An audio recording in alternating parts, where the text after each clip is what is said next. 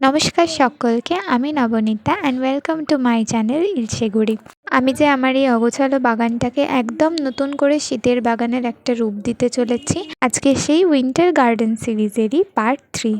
আজকে আমি এই ভিডিওতে দেখাবো ছাদের এই রেলিংগুলোকে আমি কিভাবে ইউজ করি আর কিভাবে এখানে ছোট ছোট গ্রো ব্যাগে আমি নতুন নতুন টাইপের গাছ করি।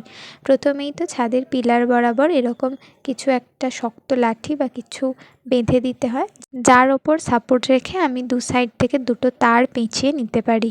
এই প্রসেসটা আমি পুরোটা শেয়ার করব, যার জন্য আমি এখানে ইউজ করছি জিআই তার। অবশ্যই বাড়ির বড়দের হেল্প তো লাগবেই। এরকমভাবে দুটো সাইডে দুটো তার পরপর বসিয়ে নিয়ে তার মাঝে গ্রো ব্যাগগুলো রেখে এরকমভাবে ছোট ছোট তার দিয়ে আমি এগুলোকে বেঁধে দিই। ফলে সারা শীতকাল জুড়ে এগুলো বেশ ভালোভাবে রয়েও যায়, আর হনুমানের উৎপাতে খুলে পড়ে যাওয়ার কোনো ভয়ও থাকে না। একদিকের রেলিংটা তো রেডি হয়েই গেল। পরের দিনের ভিডিওতে খুব তাড়াতাড়ি নতুন একটা কাজের সাথে দেখা হচ্ছে।